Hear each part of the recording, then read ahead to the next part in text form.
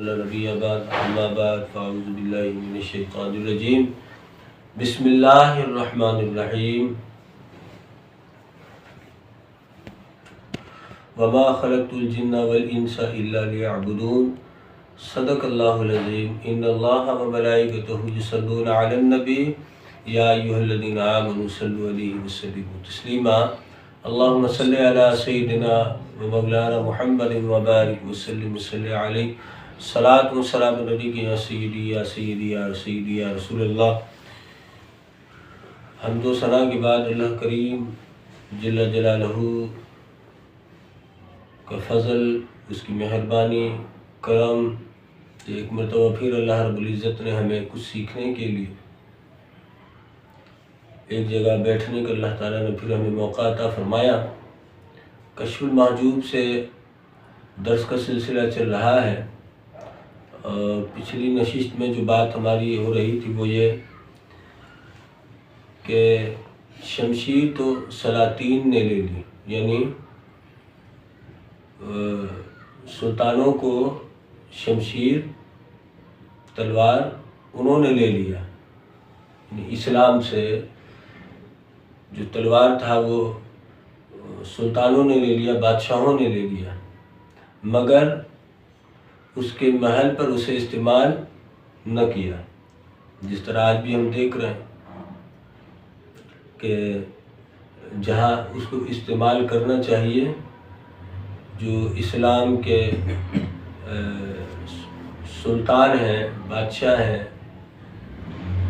جو حاکم ہیں، تو اسلام کی توہین ہو رہی ہو، قرآن مقدس کی توہین ہو رہی ہو، اور شارع اسلام پر جو ہے اسلام دشمن جو ہے وہ بکواس کر رہے ہوں، سرکار دو عالم صلی اللہ علیہ وسلم کی ذات پر جو ہے وہ انگوش نمائی عالمی دہشت گرد کر رہے ہوں، اور معاذ اللہ اللہ کی ذات پر جو ہے وہ بکواس کرتے نظر آتے ہوں، لیکن ان کو جواب دینے کے لیے تقریباً 55-57 جو ہے وہ مسلم ممالک ہیں، لیکن ان 55-57 مسلم ممالک میں سے کوئی ایک بھی بڑھ کر حاکم اس کو جواب دینے کے لیے تیار نہیں ہے۔ یعنی قرآن مقدس کو معاذ اللہ سرکاری پروٹوکول میں اس کو جلانا اور معاذ اللہ اس کو پھاڑنا ہونا تو یہ چاہیے تھا کہ اسلامی ممالک کے جو بادشاہ ہیں وہ غیرت میں آتے اور ان بدبختوں کو، جیسے سویڈن میں ہوا یہ، اس میں ہالینڈ میں، پھر فرانس کا معاملہ، تو یہ جو اسلامی ممالک کے حکمران ہیں، بادشاہ ہیں، تو اگر ان کے اندر کوئی غیرت نام کی کوئی چیز ہوتی اور ایمان کا کوئی ان کے اندر جو ہے نا ایک جذبہ ان کے اندر ہوتا تو یہ جواب دیتے، ان کو بھرپور جواب دیتے۔ لیکن بدقسمتی ہماری کیا ہے کہ 55-57 جو مسلم ممالک ہیں ان کے جو حکمران ہیں انہوں نے تلوار کو صرف ناچنے کے لیے اور کیا کہتے ہیں محفلوں میں رقص کرنے کے لیے اس کو رکھا ہوا ہے، استعمال کے لیے، اور اسی طرح میزائل تو بنا لیا ہے لیکن سال میں ایک مرتبہ اس کی نمائش کے لیے جو ہے وہ رکھا ہے۔ باقی اسلام کے ساتھ کچھ ہو جائے، قرآن مقدس کے ساتھ کچھ ہو جائے، شارع اسلام کی عزتوں کو پامال کرنے کی کوشش کی جائے، یا اللہ کی ذات پر بکواس کریں، یا نبی پاک علیہ الصلوۃ والسلام کی حرمت پر جو ہے معاذ اللہ وہ بکواس کریں، تو یہ نمائش نہیں کرتے ہیں اور ان کو آنکھ نہیں دکھاتے ہیں، ان عالمی دہشت گردوں کو جواب نہیں دیتے ہیں۔ تو داتا صاحب نے فرمایا کہ شمشیر تو سلاطین نے لے لی، مگر جو اس کا محل تھا، استعمال کرنے کا جو وقت تھا، اس پر وہ استعمال اس کو کرتے ہی نہیں ہیں۔ بنا لیا، میزائل بھی بنا لیا، سمجھے نا، سب کچھ کر لیا، لیکن کشمیر لٹتا ہے تو لٹتا رہے، کوئی بات نہیں ہے۔ فرانس اپنا یہ برما میں جو ہے مسلمانوں کا قتل عام ہے، کوئی بات نہیں ہے۔ افغانستان میں مسلمانوں کا قتل عام ہے، کوئی بات نہیں ہے۔ چچنیا میں قتل عام ہو، کوئی بات نہیں ہے۔ بوسنیا میں ہو قتل عام، کوئی بات نہیں ہے۔ عراق کو بمباری سے جو ہے نا وہ اڑا دیا جائے اور ان کو تباہ و برباد کر دیا جائے تو بھی کوئی مسئلہ نہیں ہے۔ اور بات اگر اپنی ذات کی آ جائے، بات ملک کی آ جائے، نہیں کہ ملک کے لیے جو ہے وہ ملک میں جب کوئی بات ہو، کوئی ملک کا دشمن ملک کے لیے بات کرے تو اس کو جواب نہیں دینا چاہیے۔ ملک کے دشمن کو بھی جواب دینا اسلام ہے، دین ہے، یہ دینی حصہ ہے کہ ملک کی سرحدوں کی حفاظت کرنے والے بھی جو ہے وہ بڑے اجر و ثواب کے مالک ہیں، ان کے لیے بڑا اجر اور ثواب ہے۔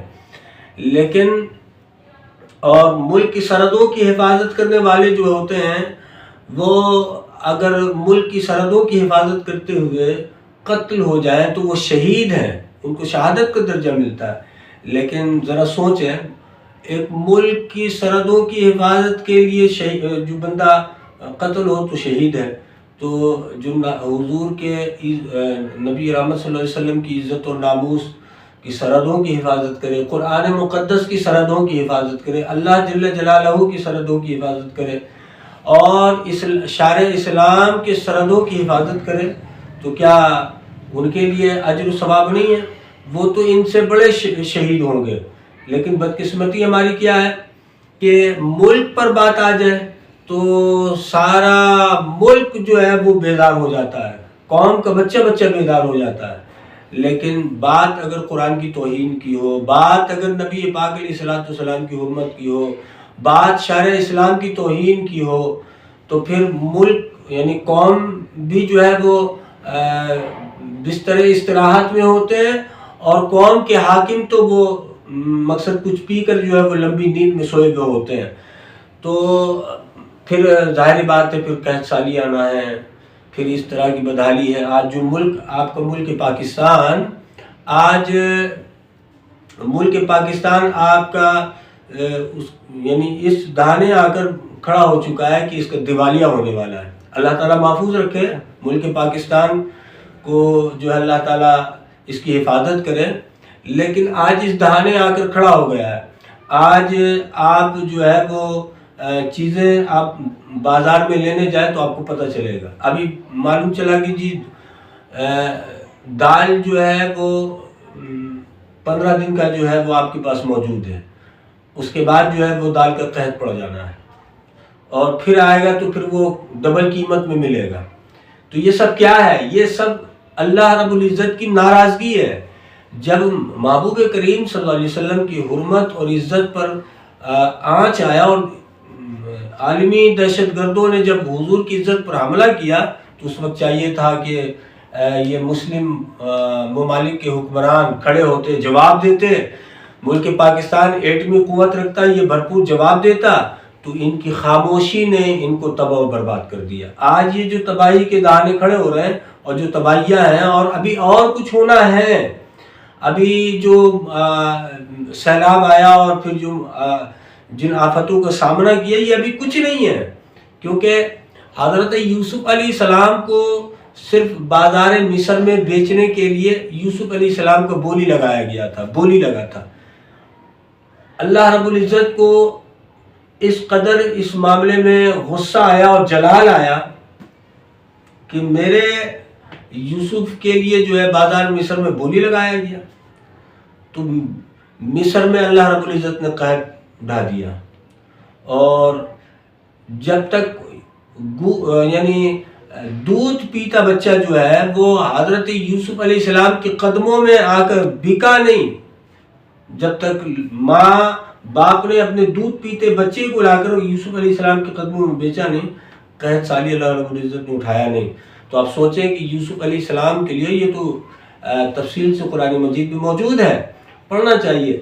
تو یوسف علیہ السلام کے لیے رب نے یہ غیرت کیا کہ یہ تو امام الانبیاء ہیں، اور قرآن تو تمام کتابوں سے افضل کتاب ہے، اس کی توہین اور امت کا خاموش رہنا، امت کے کیا کہتے ہیں کہ سرداروں کا، حکمرانوں کا خاموش رہنا، پھر وہ بچ جائیں گے۔ پھر یہ جو آج قومیں جو اناج کے لیے ایک بوری آٹا کے لیے جو ہے وہ موت کے گھاٹ اتر رہے ہیں کہ 8 بچوں کا باپ صرف ایک بوری آٹا کے لیے لائن میں لگا، اور بھیڑ میں بھگدڑ میں 8 بچوں کا باپ جو ہے ایک بوری آٹا کے لیے وہ وہیں پہ جاں بحق ہو گیا۔ تو یہ کیوں ہوا؟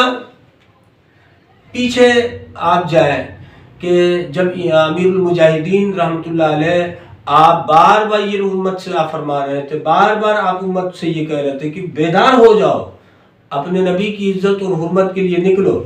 آج لوگ گیس اور پانی اور بجلی کے لیے احتجاج کے لیے نکلنے کے لیے تیار ہیں، اور دیگر مسائل کے لیے نکلنے کے لیے تیار ہیں، اس کے لیے یکجا ہونے کے لیے تیار ہیں، لیکن جب بات اس آمنہ کے لال کی تھی اور بات جب قرآن کی آئی تو پھر امت جو ہے اس کو کوئی فکر، وہ کاروبار میں مصروف ہے۔ آپ دیکھیں ابھی پچھلے دنوں جو قرآن تحفظ قرآن کے نام سے جو تحریک لبیک پاکستان کے پلیٹ فارم سے جو مارچ نکالا گیا تھا، کون اس میں آیا؟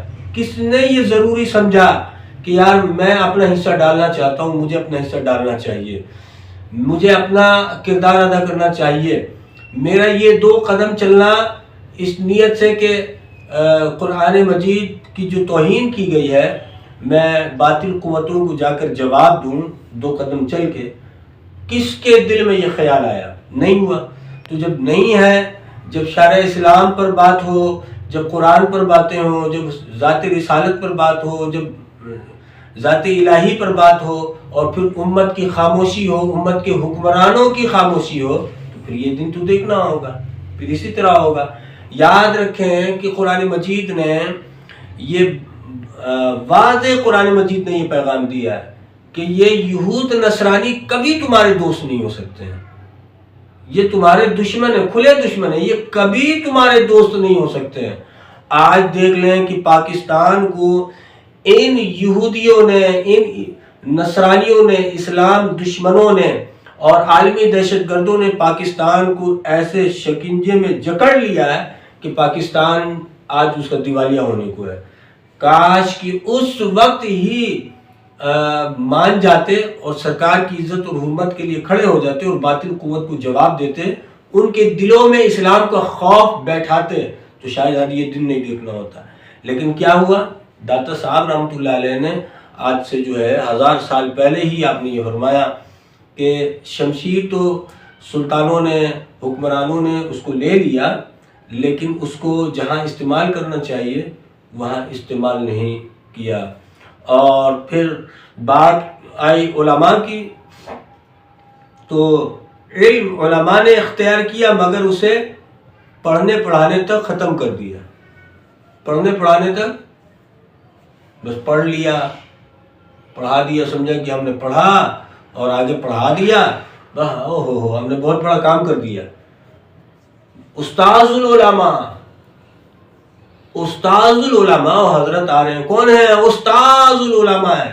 استاذ العلماء کیوں ہے بھائی؟ ارے بہت سارے علماء کے جو ہے نا استاد ہیں، یعنی بہت سارے علماء ان کے شاگرد ہیں، تو بس یہی پڑھنے پڑھانے تک محدود رہے۔ آج جو اسلام کے ساتھ جو معاملات ہیں اور جو آج شرع اسلام کی توہین ہو رہی ہے، اور جو آج ذات رسالت پر جو ہے اسلام دشمنوں نے اور گستاخ جو ہے وہ سرکار دو عالم صلی اللہ علیہ وسلم کے معاذ اللہ بارگاہ تک پہنچ گئے اور حضور کی ذات پر جو انگشت نمائی کر رہے ہیں اور اللہ کی ذات پر بکواس کر رہے ہیں، تو یہ کیوں ہوا؟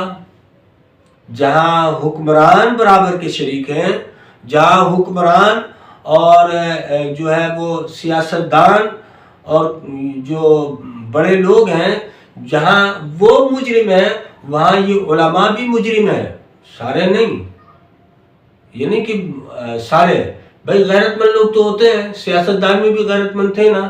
جب اسمبلی میں ختم نبوت کا بل پاس ہو رہا تھا تو اس اسمبلی میں غیرت مند بندہ تو تھا نا، تو وہ کیا نام تھا اس کا؟ جمالی ہاں وہ جو بلوچ تھا جمالی، تو وہ احتجاجاً وہ وہاں سے اٹھا اور اسمبلی سے استعفیٰ دے دیا اور پھر وہ اٹھ کر چلا آیا۔ تو ایسے بھی غیرت مند ہوتے ہیں، علماء میں بھی اچھے لوگ ہیں، غیرت مند ہیں، لیکن آپ نظر اٹھائیں تو آج دیکھیں مدارس میں پڑھانے والے علماء بولے ہم تو اپنی فارمیلٹی، ہم تو اپنی ڈیوٹی پوری کر رہے ہیں، ہم تو اپنی ڈیوٹی پوری کر رہے ہیں۔ کیا کر رہے ہیں؟ ہم علماء پیدا کر رہے ہیں، ہم علماء پیدا کر رہے ہیں، اور فلاں وہ تو جی وہ بڑے بڑے صوفی پیدا کر رہے ہیں، وہ خانقاہ میں بیٹھ کر بڑے بڑے صوفی پیدا کر رہے ہیں۔ وہ صوفی کیا کرے گا جی؟ تو علماء بھی برابر کے مجرم ہیں، اور کل بروز قیامت وہ علماء جو اپنی مسجدوں میں اپنی مدارس میں بیٹھے رہے اور اسلام کے ساتھ جب کھلواڑ ہوا اور حضور کی عزت اور ناموس اور ختم نبوت اور شارع اسلام پر جب حملے ہوئے اور ان کی خاموشی رہی اور یہ اپنے معاملات میں مشغول رہے، تو کل یہ جواب دہ ہیں، ان سے پوچھا جائے گا، اور پوچھا اس لیے جائے گا کہ حضور علیہ الصلوۃ والسلام نے فرمایا کہ انبیاء کے وارث علماء ہیں، انبیاء کے وارث علماء ہیں۔ تو جب علماء انبیاء کے وارث ہیں، ہر علم کے وارث علماء ہیں، تو ان کی تو ذمہ داری تھی کہ یہ اپنا اپنا کردار ادا کرتے۔ آج اگر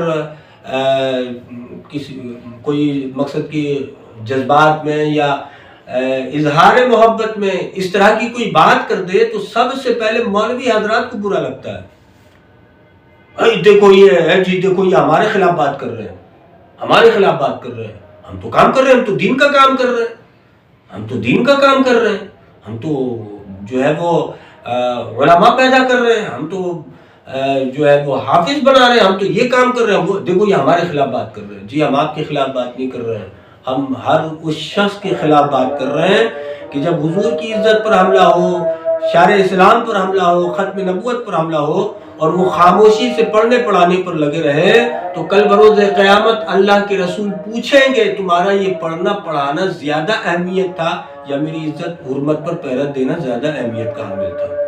یہ سوال تو کل پوچھا جائے گا۔ اس لیے بہرحال تو علماء وہ پڑھنے پڑھانے تک وہ ختم کر دیا، باقی اور فقراء، تو فقراء آپ دیکھ لیں فقراء کے بارے میں کیا، فقراء نے اختیار کر لیا مگر اسے اعلی غنا، حصول مال بنا لیا، حصول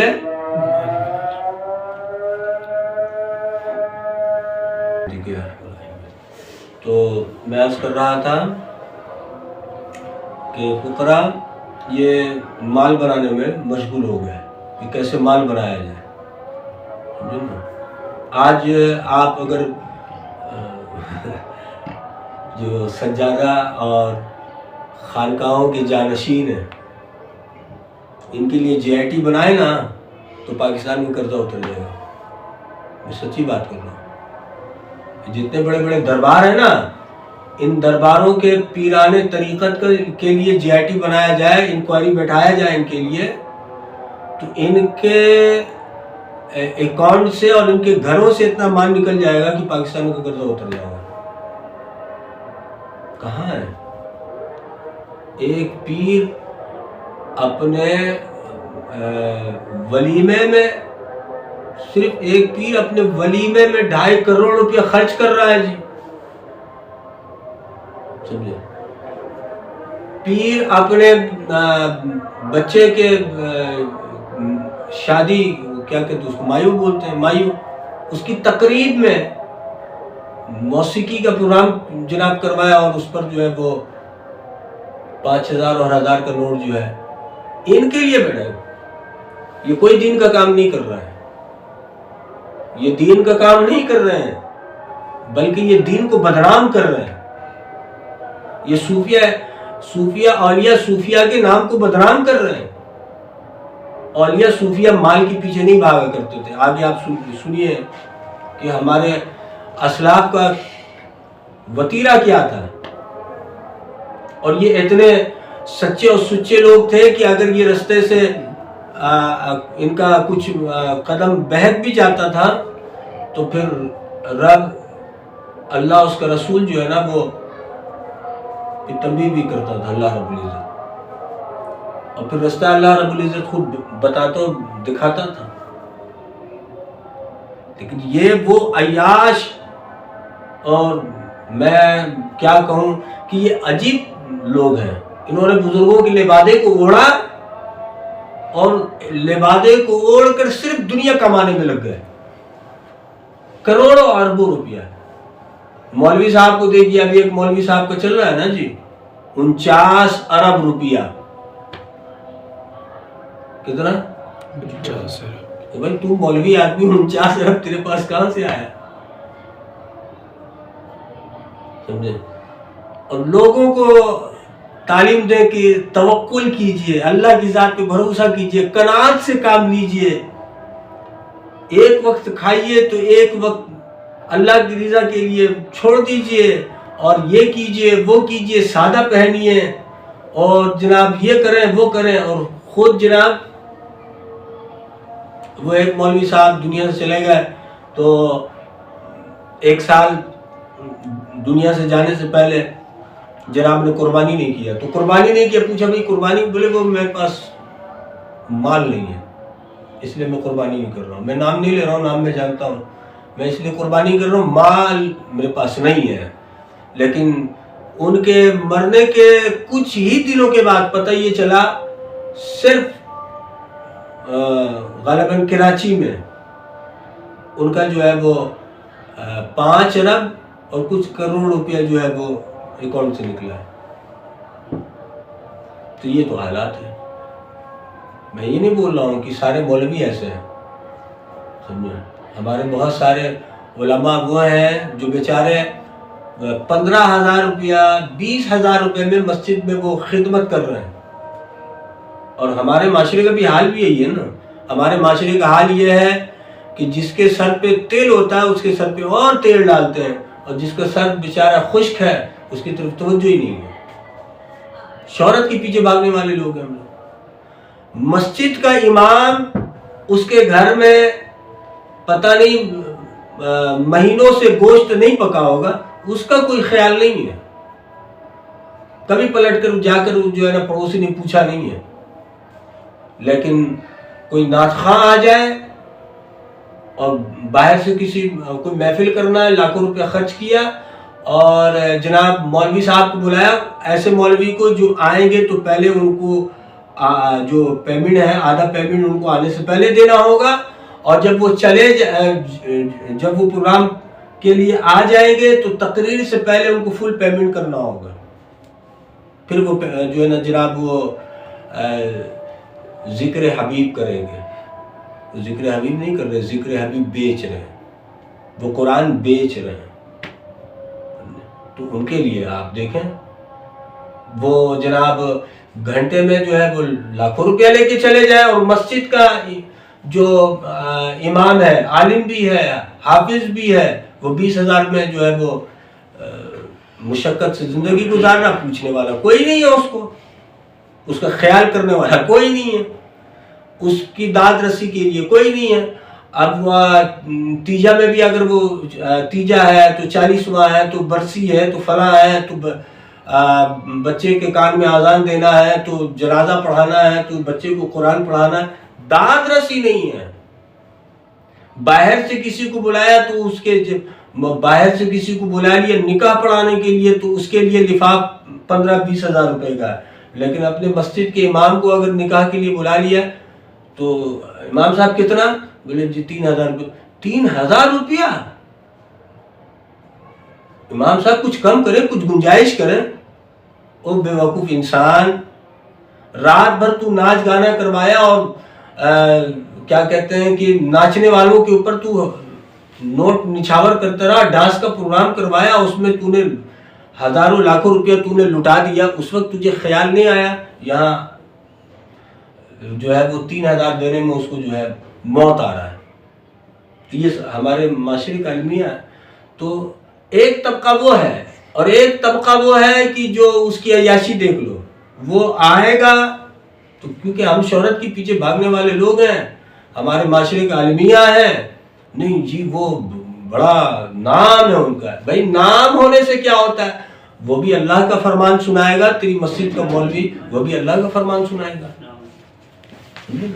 دونوں تو کلام الہی سنائے گا نا۔ لیکن بات یہ بدقسمتی ہماری ہے، تو یہ ہے پوچھا جائے گا ان سے، تو عجیب لوگ ہیں یہ۔ میں تو میں سن کے دنگ رہ گیا۔ اس کا مطلب یہ یعنی ایک مولوی کے گھر سے یعنی 49 ارب وہ کرتا کیا تھا بھائی؟ تو یہ وہ لوگ ہیں، یہ علماء نہیں ہیں، یہ انبیاء کے وارث نہیں ہیں، یہ علماء سو ہیں جنہوں نے دین کو بیچا ہے، اور انہوں نے دین میں جو ہے نا فتنہ پیدا کیا ہے۔ جو مسلمانوں میں تفرقہ ہے اور مسلمانوں میں جو آج کیا کہتے ہیں کہ انتشار ہے، اس طرح کے لوگوں نے کیا، نہیں تو 1450 صدی سے جو دین چلا آ رہا ہے وہ دین میں ایسا تو کچھ نہیں تھا۔ بہرحال تو دیکھیں آگے ہمارے اسلاف کا کیا وتیرہ تھا۔ حضرت مرتعش رحمۃ اللہ علیہ سے مروی ہے کہ آپ بغداد کے ایک محلے سے گزرے، راستے میں پیاس لگی، آپ نے ایک دروازے پر آ کر پانی طلب کیا، تو پانی طلب کیا تو ایک لڑکی اندر سے آئی اور کوزہ آب یعنی پانی سے بھرا ہوا کوزہ ہمراہ لائی۔ آپ نے اس سے پانی لے کر پی لیا، آپ کی نظر اس پانی پلانے والی کے چہرے پر پڑی، جو بچی خاتون جو پانی پلا رہی تھی اس پر۔ آپ نے اس سے پانی لے کر پی لیا، آپ کی نظر اس پر پانی پلانے والی پر پڑا تو آپ کا دل اس کے جمال پر فرفتہ ہو گیا، یعنی اس کی خوبصورتی میں آپ گرفتار ہو گئے۔ جیسا کہ مثل مشہور ہے کہ کلی بکلی کا مشمول، میرا کل تیرے لیے فدا ہے، سمجھے؟ تو آپ وہیں بیٹھ گئے حتیٰ کہ صاحب خانہ آیا۔ آپ نے فرمایا میاں میرا دل ایک گلاس پانی میں سخت مقید ہو گیا، ایک گلاس پانی میں تیرے گھر والوں نے مجھے ایک گلاس پانی دے کر میرا دل لے لیا۔ صاحب خانہ نے عرض کی حضور وہ میری لڑکی ہے، بیٹی ہے، میں اسے آپ کے عقد میں پیش کرتا ہوں، یعنی آپ سے نکاح کرا دیتا ہوں۔ حضرت مرتعش گھر کے اندر تشریف لے گئے اور عقد فرمایا، یعنی نکاح فرمایا۔ صاحب خانہ بغداد کے متمول گھرانے میں سے تھے۔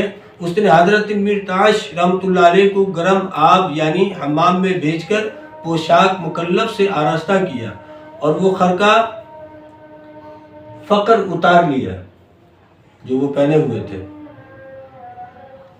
جو آپ کے زیب تن تھا۔ جب رات ہوئی تو حضرت مرتعش نماز میں مشغول ہو گئے اور خیال فرمایا کہ اپنے روزانہ کے اوراد سے فارغ ہو کر پھر دلہن کی طرف متوجہ ہوگا کہ یک لخت آپ نے بآواز بلند فرمایا کہ ہمارا خرقہ جلدی لاؤ، ہمارا خرقہ جلدی لاؤ، ہمارا خرقہ جلدی لاؤ۔ سب نے متعجب ہو کر عرض کیا حضور کیا ہوا؟ آپ نے فرمایا مجھے خلوت راز سے ابھی آواز آئی کہ مرتعش جو پہلی نظر تو نے ہمارے سوا غیر پر ڈالی تھی اس کی سزا میں ہم نے تجھ سے لباس محبوبیت اتار لیا ہے، لباس محبوبیت اتار لیا ہے۔ جو ایک نظر یعنی ہماری طرف سے نگاہ ہٹا کر جو ایک نظر تم نے ہماری مخلوق کی طرف کیا بس اس کی وجہ سے ہم نے جو ہے وہ لباس محبوبیت اتار دیا ہے۔ اب اگر دوسری نظر پھر ڈالی تو ہم لباس آشنائی بھی سلب کر لیں گے، لباس آشنائی بھی سلب کر لیں گے، لباس آشنائی بھی سلب کر لیں گے۔ چنانچہ وہ لباس جس کے پہننے سے رضا الہی مقصود ہو اور محبوبان الہی کی پیروی میں اسے پہنا ہو تو اپنے رب سے علاقہ وابستگی رکھنے کے لیے ہمیشہ اس پر راضی رہنا ضروری ہے، اور یہ استقامت نہایت مبارک مسعود ہے۔ تو یہ جو آپ دیکھیں کہ ہمارے بزرگوں کا اولیاء صوفیہ کہ اگر ان کے ساتھ کوئی اس طرح کا معاملہ ہو بھی جاتا تھا نا، دیکھیں کہ اگر کسی پر پہلی نظر پڑ جائے تو کسی غیر محرم پر، تو وہ پہلی نظر جو ہے کا وہ رحمت ہے۔ اب اگر وہ دوبارہ وہ نظر کرتا ہے تو اب وہ جو ہے وہ اس کے لیے گناہ ہے، اور وہ شیطانی نظر ہے، نفس کے لیے ہوس ہے۔ تو اب آپ سوچیں اس میں تو گناہ ہی نہیں ہے، بھئی پڑ گیا اتفاقاً نظر پڑ گناہ نہیں ہے، لیکن نظر پڑھنے کے بعد فرفتہ ہوئے، صرف بات اتنی سی تھی۔ پھر نکاح کے لیے، بھئی نکاح تو اسلام میں کسی کو نکاح کا پیغام دینا یہ جائز ہے، کسی کو بھی نکاح کا پیغام دے دینا یہ کوئی گناہ نہیں ہے، جائز ہے۔ لیکن اللہ جل جلالہ جس کو اپنا محبوب بناتا ہے تو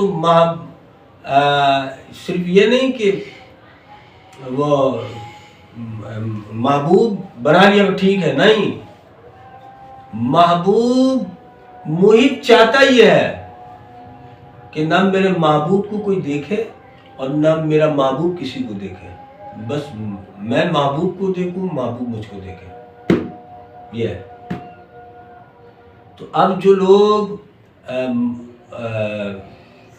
فقیری لباس پہن کر مال و متاع اور جاہ و حشم اور فلاں یہ وہ اور دنیا اکٹھا کر رہے ہیں، وہ اللہ کے محبوب ہو سکتے ہیں؟ سمجھے؟ آپ دیکھیں کیونکہ سیدنا صدیق اکبر رضی اللہ تعالیٰ عنہ کا مبارک مہینہ ہے نا، سیدنا صدیق اکبر رضی اللہ تعالیٰ عنہ آپ رات رب سے جو دعا فرمایا کرتے تو کیا تھا؟ ان دعاؤں میں سے ایک دعا حضرت سیدنا صدیق اکبر رضی اللہ تعالیٰ عنہ آپ دعا فرمایا کرتے، مولا مجھے مال عطا کر،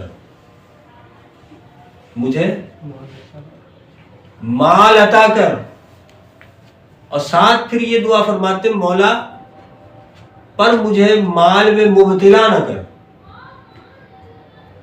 مبتلا نہ کر۔ تو علماء نے کہا کہ اس دعا میں اصل حکمت کیا ہے؟ فرماتے کہ میرے مالک مجھے مال عطا کر تاکہ میں محبوب کریم صلی اللہ تعالیٰ علیہ وسلم کی امت کے لیے خیرخواہی کے لیے کام کروں، اور مجھے مبتلا نہ کر اس میں، یعنی مال کی محبت نہ ہو، کہیں ایسا نہ ہو کہ مال کی محبت تجھ سے اور تیرے محبوب کے در سے مجھے دوری نہ ہو جائے۔ تو یہ لیکن آج دیکھ لیں، اللہ اکبر، اللہ تعالیٰ رحم فرمائے، اللہ تعالیٰ کرم فرمائے، اللہ تعالیٰ ہم تمامین کو ایسے تمام بے دینوں سے، بد کرداروں سے اور دین کے لبادے کو اوڑھ کر جو غدار لوگ ہیں، اللہ تعالیٰ ان تمامین سے محفوظ و معمور فرمائے۔